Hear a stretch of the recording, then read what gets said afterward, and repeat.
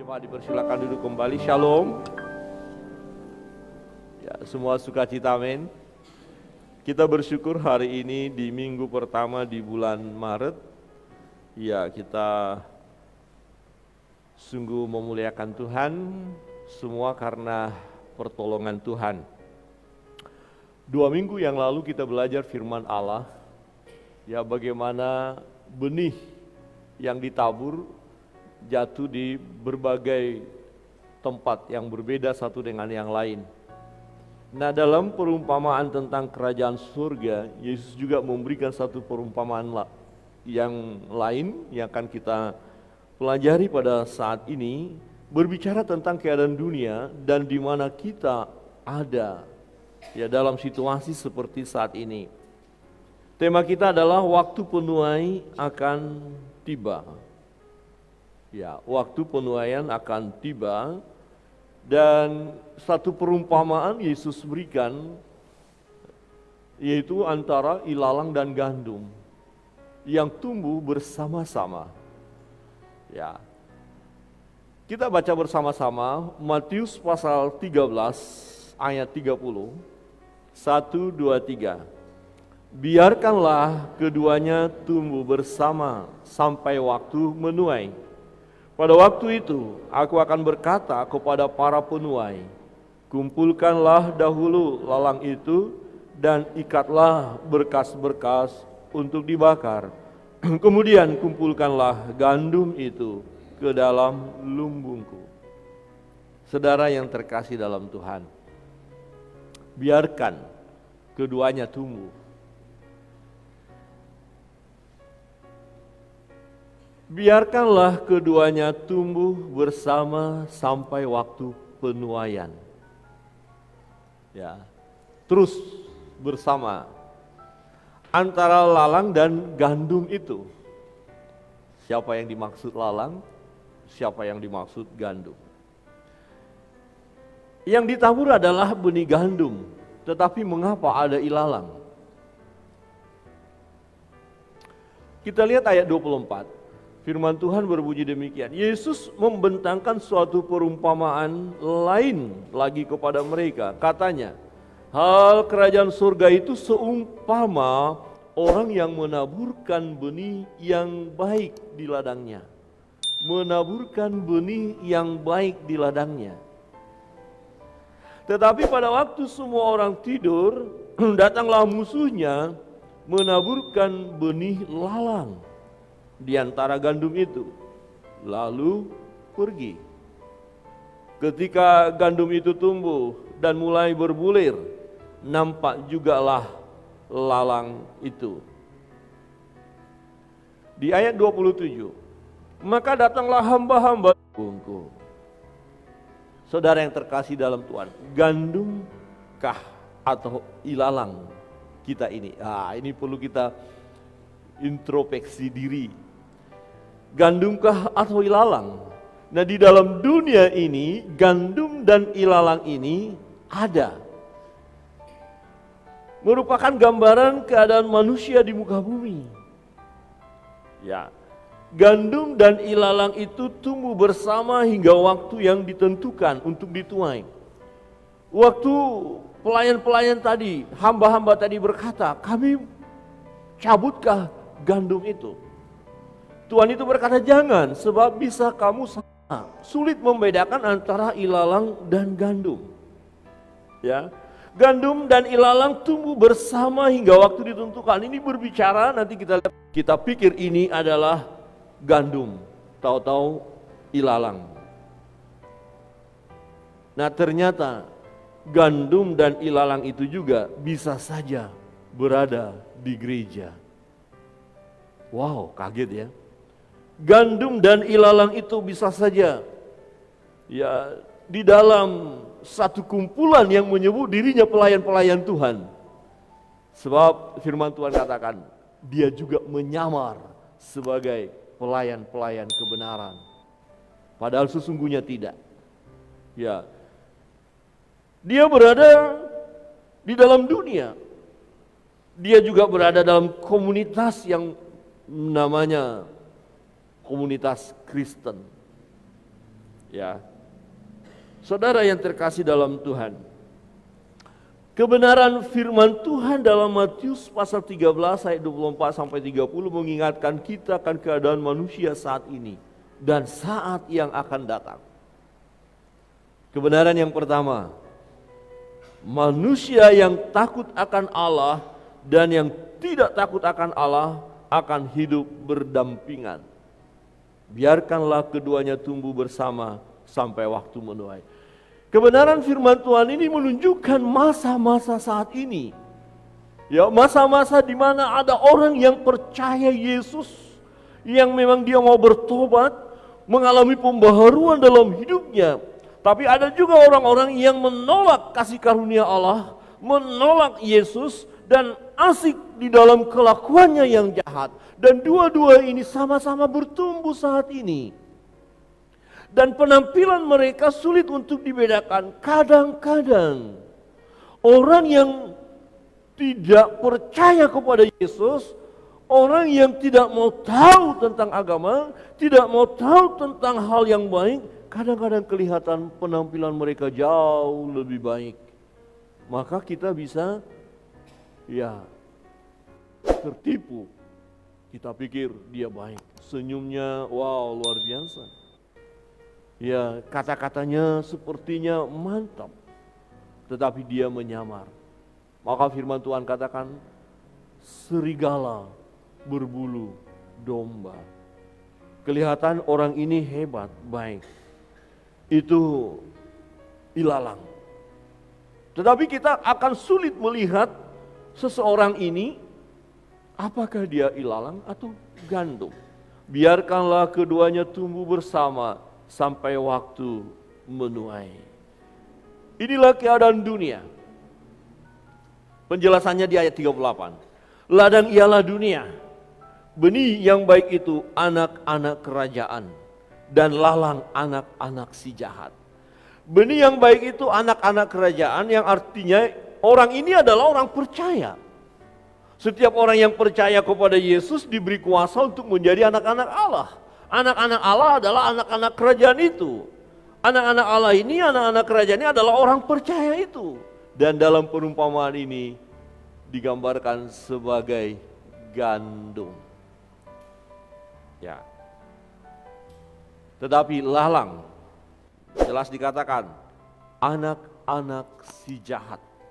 Yaitu orang yang tidak percaya Yesus, orang yang menyembah berhala, orang yang melakukan perbuatan-perbuatan yang tidak sesuai dengan firman Allah, orang yang melakukan hal yang jahat, dia adalah anak-anak si jahat. Dan kedua ini terus bertumbuh, saudara. Kedua ini ada di dalam dunia, dan kita begitu sulit membedakan ini anak si jahat atau ini anak kerajaan. Mungkin kita pernah mendengar orang-orang yang terkenal, bisa saja dia melayani Tuhan. Ternyata kemudian dia menjadi pengajar sesat. Dia mengajarkan ajaran yang tidak sesuai dengan firman Allah. Kalau kita belajar sejarah dari munculnya pengajar-pengajar sesat itu diawali dari orang-orang percaya, dari rumah Tuhan, dari gereja, dan orang-orang itu pintar, tetapi kemudian ragu tentang firman, ragu tentang Allah, dan kemudian tinggalkan Yesus. Dan akhir-akhir ini ada banyak orang yang tidak percaya lagi kepada Yesus, padahal tadinya dia berkata Yesus Kristus Tuhanku, tapi kemudian dia berkata bukan hanya Yesus jalan keselamatan itu, masih ada jalan yang lain, kita bisa cari. Nah, ini adalah pengajaran yang menyesatkan. Saudara yang terkasih dalam Tuhan, kita berada di dalam situasi seperti saat ini. Kebenaran firman ini menunjukkan keadaan kita. Nah, bagi diri kita harus kita memastikan kita ini ilalang atau gandum. Kita ini anak-anak kerajaan atau anak-anak si jahat. Kalau kita hanya sebatas mengakui saja, berkata saya anak-anak kerajaan, ya saya anak-anak Allah, saya orang Kristen. Kalau hanya sebatas kata-kata saja, tidak ada artinya. Sebab iman itu tampak dari perbuatan. Bagaimana kelakuan kita? Bagaimana kehidupan kita? Benarkah kita telah mempraktekkan diri hidup sebagai anak-anak kerajaan? Ini adalah satu peringatan keras waktu Yesus menyampaikan ini, karena ada orang-orang yang merasa dirinya keturunan Israel, ada orang yang merasa dirinya keturunan Abraham, mereka merasa mereka orang-orang yang benar, orang-orang yang layak, ada ahli-ahli Farisi, ahli-ahli Taurat, orang-orang yang belajar firman Allah, merasa diri orang benar. Tetapi Tuhan mau katakan hanya yang merasa diri orang benar nggak ada artinya. Harus menjadi orang benar yang dibuktikan dari perbuatannya. Bukan berarti kita udah sempurna, tidak. Kita belum sempurna. Ya. Tetapi kita sebagai anak-anak Tuhan ada dalam pemeliharaan Tuhan. Maka Rasul Paulus katakan bahwa seseorang yang percaya kepada Yesus, yang sudah bertobat akan mengalami pembaharuan. Manusia batinia dibaharui dari hari ke hari. Dan itulah yang terjadi dalam hidup kita, dalam hidup saudara dan saya. Amin. Kita harus yakin hal itu. Kita harus berjuang juga. Bukan berarti keselamatan harus kita perjuangkan melalui kekuatan kita, bukan. Tetapi bukti iman kita bahwa kita anak-anak kerajaan itu. Ya, kita berbuat, kita melakukan sesuatu yang menyenangkan hati Tuhan. Amin. Lalang dan gandum itu bisa saja masuk di gereja.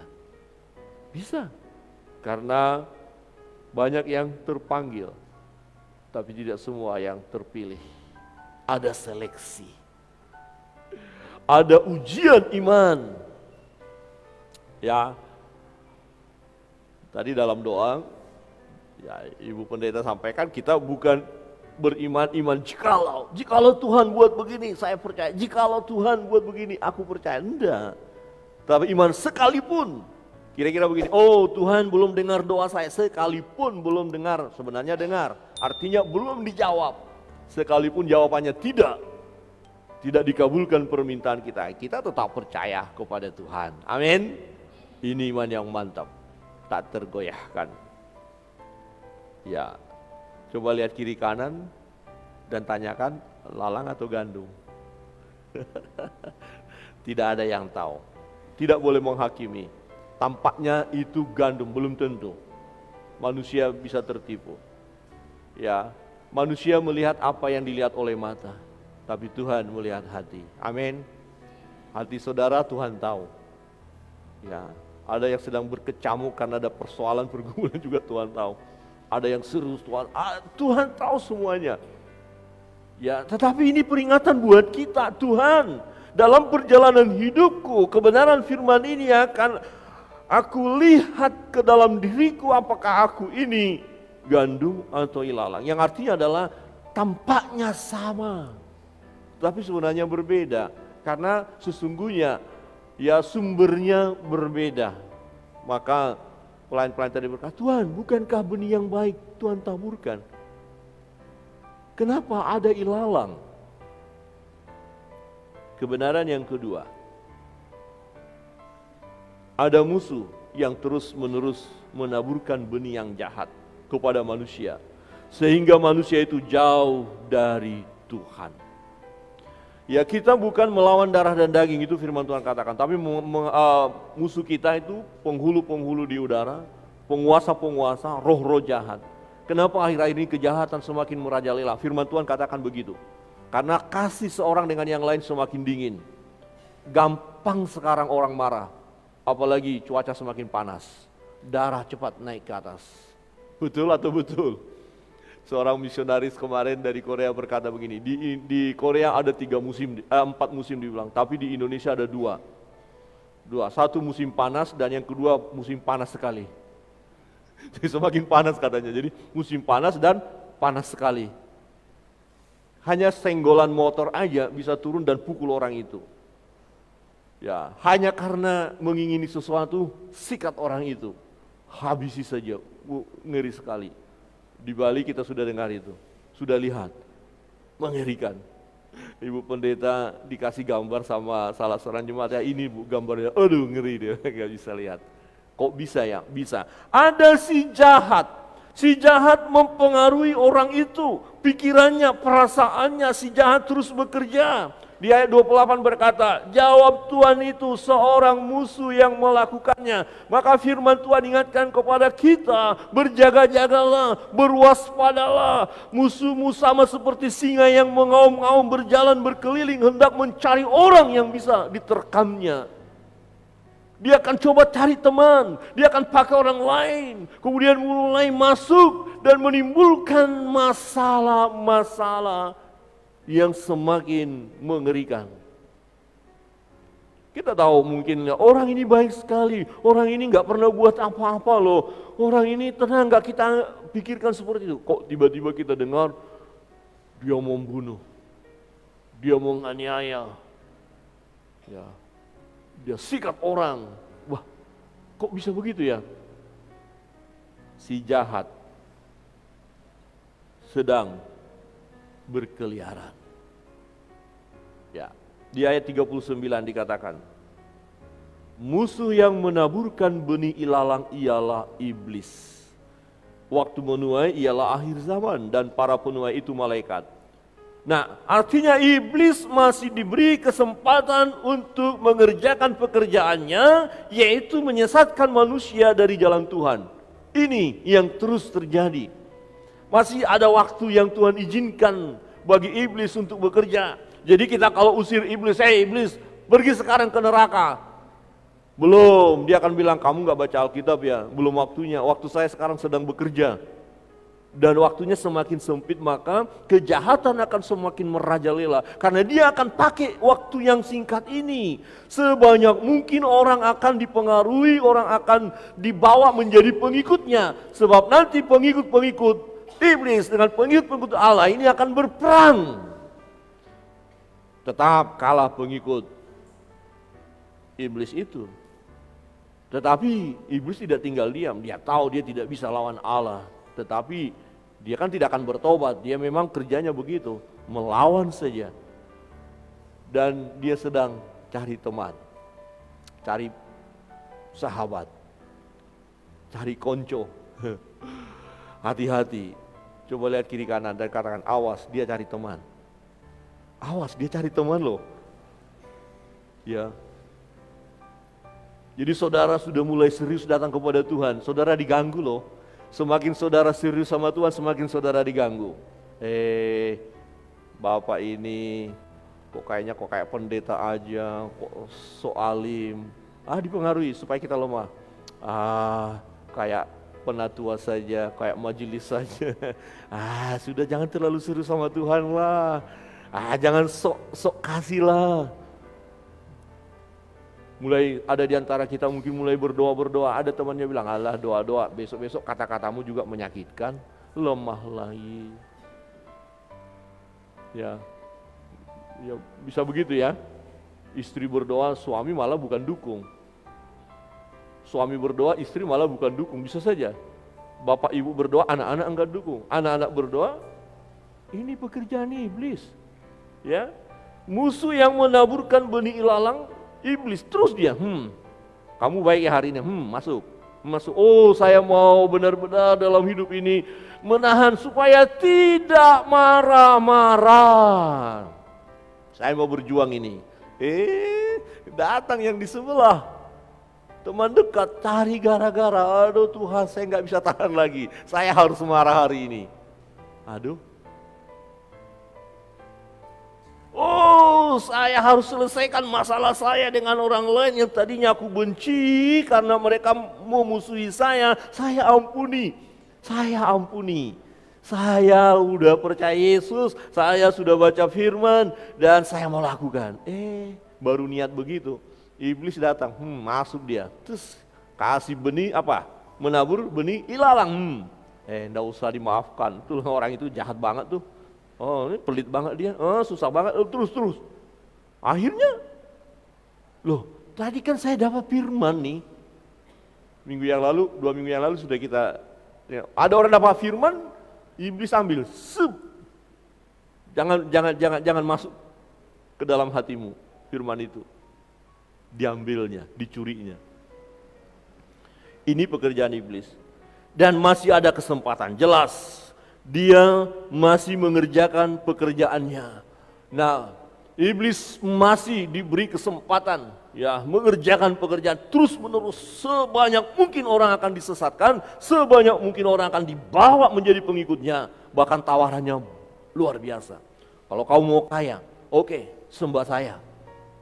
Ya, kemarin kami mendengar satu cerita atau kisah nyata. Ada orang yang punya warung makan, ya, dan tidak laris-laris, tidak laku-laku. Dia sedih, udah berjuang ini dan itu. Semoga itu hanya cerita, semoga itu hanya dongeng saja. Ya, kemudian dia ketemu dengan seseorang. Katanya orang itu datang dari Sumatera. Kemudian dia bilang, kamu bisa kaya raya, tapi ada tumbalnya. Dan dia pertama agak takut, tapi waktu dilakukan ada korban, dia bunuh orang, ya, kemudian darahnya dicampur dengan jualannya itu gitulah, daging ya. Nah, ini mudah-mudahan ini dongeng saja, ya. Tapi kemudian dia laris dan terus minta korban. Ada orang tahu dan datang, dan kemudian diselidiki. Dan 2 orang ini yang menyelidiki juga hampir dibunuh. Terus kemudian lapor ke polisi dan di bawah warungnya itu ada ruang bawah tanah. Ini cerita ya. Ya, ruang bawah tanah, kemudian masuk ke bawah, waduh baunya luar biasa. Rupanya ada banyak korban dan ditanya. Akhirnya ditangkap yang pemilik warung dan mengaku. Kemudian dia bilang, ya, orang yang saya bunuh orang-orang yang kalaupun mereka hilang tidak ada yang nyari. Gitu. Jadi orang-orang gelandangan, orang-orang yang gak punya saudara, dia bilang begitu, tapi kan tetap manusia. Ya, kemudian akhirnya ditangkap. Artinya begini, ya semoga itu hanya dongeng, tapi fakta adalah ada orang-orang yang mau kaya, mau hebat, mau pejabat tinggi, mau diagungkan, mau hebat luar biasa, akhirnya menggunakan kuasa kegelapan. Siapa yang menawarkan itu? Iblis. Mau ikut saya? Yesus pun digodain seperti itu. Mau apa? Silakan. Tapi sembah saya, kata iblis. Yesus bilang, enyah kau iblis. Hanya Allah yang disembah. Jadi kita ini saudara tidak luput dari serangan kuasa kegelapan. Tidak luput saudara. Untuk itu kita harus waspada terhadap musuh sebab ia akan berjuang terus untuk menjatuhkan kita dengan berbagai cara. Ya, kami sebagai pelayan Tuhan sering dikatakan begini, ada 3 T. Ya. Kelemahan serangannya dan sebenarnya juga buat kita sekalian. Ya. Pertama apa? Ya. Tahta, ya, kekuasaan, ya. Kalau dia sudah punya kuasa hebat, dia kan dapat harta. Hati-hati harta. Ketika udah kaya, hebat. Baru kalau dia laki-laki ini wanita, dia jatuh dalam hal seks. Ya, bukan hanya laki-laki, perempuan pun bisa jatuh dalam seks. Kalau dia sudah punya kekuasaan, punya uang banyak, kemudian perselingkuhan, perzinahan. Ini ditawarkan oleh iblis. Dan ada banyak kesaksian memang jatuh di situ. Dan untuk itu kita harus berjaga-jaga. Dan kita mau berkata, jangan beri kesempatan kepada musuh. Jangan beri kesempatan kepada iblis. Amin. Amin. Coba lihat kiri kanan dan katakan, jangan beri kesempatan kepada iblis. Musuh ini lawan artinya. Ya, kata musuh menunjukkan itu lawan. Ya, jadi dia harus kita lawan. Tetapi cara melawannya adalah pertama firman Tuhan katakan, tunduklah kepada Allah, lawanlah iblis, maka ia akan lari daripadamu. Saudara nggak bisa lawan iblis kalau saudara tidak tunduk kepada Tuhan. Dikerjain kali, saudara Bapak Ibu, kita dikerjain kalau kita coba-coba melawan dia tapi kita nggak punya iman. Jadi tunduk kepada Allah, ya, bersandar kepada Tuhan, serahkan Tuhan, kami tidak ada apa-apanya. Tuhan, kami tak berdaya. Tuhan, kami butuh Engkau. Tiap-tiap hari kita berkata, aku perlu Tuhan. Aku perlu Engkau, pimpin aku Tuhan. Ketika kita melangkahkan kaki kita keluar dari rumah, sebab akan banyak godaan di sekitar kita, musuh menyerang kita. Kita berkata, Tuhan lindungi saya. Di dalam pekerjaan, di dalam rumah tangga, dalam kehidupan kita berserah kepada Tuhan. Jangan beri kesempatan kepada iblis. Kadang-kadang masalah sepele saja, kalau kita buka celah, hancur sudah, berantakan dibuatnya. Hanya masalah sepele saja, ya itu bisa semuanya hancur, semuanya babak belur. Kebenaran yang ketiga, ya ada waktu yang telah Tuhan sediakan untuk penuaian itu, akhir zaman. Kumpulkanlah dahulu lalang itu, dan ikatlah berkas-berkas untuk dibakar. Orang-orang yang tidak menyembah Allah, orang-orang yang melakukan hal yang jahat dalam hidupnya, orang-orang yang tidak mau bertobat padahal sudah ada kesempatan yang Allah berikan kepadanya, maka orang ini akan masuk neraka. Ya. Kemudian dikatakan, ya, kumpulkan. Ya, kemudian kumpulkanlah gandum itu ke dalam lumbungku. Siapa gandum? Anak-anak kerajaan tadi. Kemana? Ke tempat yang nyaman, indah, bahagia. Ya, hal ini dijelaskan di dalam ayat 40. Penjelasan dari lalang dan gandum. Maka seperti lalang itu dikumpulkan dan dibakar dalam api. Demikian juga pada akhir zaman. Ya, berikut. Anak manusia, ya Yesus, ya akan menyuruh malaikat-malaikatnya dan mereka akan mengumpulkan segala sesuatu yang menyesatkan. Ya, mengumpulkan segala sesuatu yang menyesatkan dan semua orang yang melakukan kejahatan dari dalam kerajaannya. Jadi orang-orang yang jahat, yang tidak mau bertobat, tidak layak masuk kerajaan Allah. Kemana tempat mereka? Ilalang itu, api neraka, kematian yang abadi, siksaan. Jadi kalau kita menyadari hal ini, firman Tuhan mengingatkan kita, ya kita mesti ya memperbaiki pola hidup kita, di mana pola hidup kita harus berpadanan dengan firman Allah. Karena ada musuh tadi. Dan segala sesuatu yang kita lakukan kita harus pertanggungjawabkan di hadapan Allah. Masa penuaian akhir zaman itu akan tiba.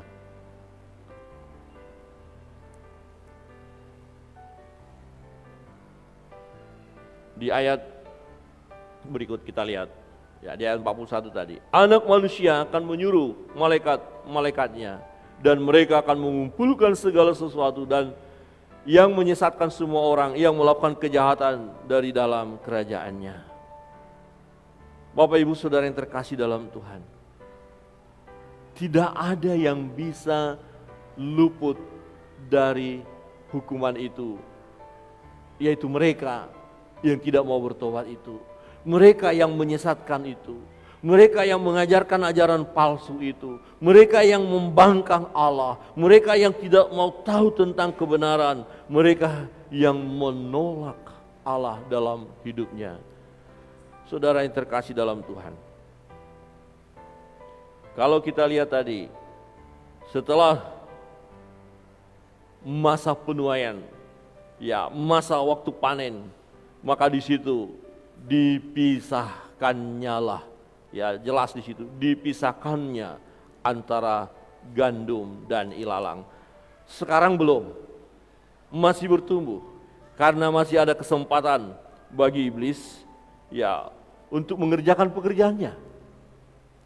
Ya, tetapi kita sebagai anak-anak Tuhan percayalah pemeliharaan Tuhan dalam hidup kita ya sungguh luar biasa. Dalam kebenaran firman Tuhan mengatakan bahwa tidak ada yang dapat memisahkan kita dari kasih Allah. Jikalau memang kita benar-benar menyerahkan diri kepada Dia, kalau kita meresponi Dia, itu persoalannya. Ya, kalau kita tidak meresponi firman Allah, maka kita tidak akan luput. Saudara yang terkasih dalam Tuhan. Di ayat 42 berbunyi demikian firman Tuhan. Semuanya akan dicampakkan ke dalam dapur api, dan di sanalah akan terdapat ratapan dan kertakan gigi. Ilalang tadi, anak-anak si jahat tadi, orang yang tidak mau bertobat tadi, yang tidak datang kepada Yesus, yang tidak memperoleh keselamatan, akan masuk ke jurang maut. Ayat 43. Pada waktu itulah orang-orang benar akan bercahaya seperti matahari dalam kerajaan Bapa mereka. Siapa bertelinga, hendaklah ia mendengar. Apa arti siapa yang bertelinga, hendaklah ia mendengar? Ini punya makna, perhatikanlah sungguh-sungguh. Ini serius, ini penting. Anak-anak si jahat akan masuk ke neraka, tetapi anak-anak benar, anak-anak kerajaan itu, orang percaya, saudara dan saya yang tetap mempertahankan iman kita. Setelah tiba waktunya, masa penuaian dipisahkan dan kita akan mendapatkan berkat. Pada waktu itulah orang-orang benar akan bercahaya seperti matahari dalam kerajaan Bapa mereka. Pasti masuk surga karena kita terus hidup sesuai dengan firman Allah. Kita mempertahankan iman kita. Tidak berarti kita sempurna dalam hidup ini, tidak. Kesempurnaan milik Allah, tetapi kita mau memberi diri, berjalan bersama dengan Dia, mau dipimpin oleh Roh Kudus, dan di situ kita pada akhirnya mengalami kemenangan demi kemenangan. Tuhan yang akan memberikan kemenangan kepada kita. Saudara yang terkasih dalam Tuhan, perumpamaan ini sangat indah sekali dan sangat penting. Maka dikatakan, siapa yang bertelinga, hendaklah mendengar. Artinya perhatikan sungguh-sungguh dan hiduplah sesuai dengan kebenaran itu.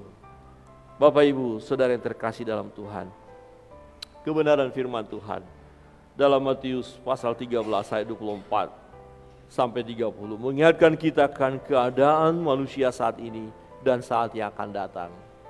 Pertama, manusia yang takut akan Allah dan yang tidak takut akan Allah akan hidup berdampingan. Terus, kita nggak bisa menuduh si A si B, tidak. Tetapi kita pertahankan iman kita dan kita bagikan kebenaran itu kepada orang lain supaya orang lain pun menjadi anak-anak kerajaan sama seperti kita. Dan kita harus waspada. Ada musuh yang terus-menerus menaburkan benih yang jahat kepada manusia sehingga manusia jauh dari Tuhan. Ada banyak hal yang coba menarik kita supaya kita tidak datang kepada Tuhan. Tetapi kalau kita bersandar kepada Tuhan, kita akan mengalami kemenangan. Dan percayalah, ada waktu yang telah Tuhan sediakan untuk penuaian. Dan pada akhirnya setelah dipisahkan, kitalah gandum itu. Kitalah anak-anak kerajaan itu. Dan kita akan masuk dalam kemuliaannya. Amin. Mari kita berdoa.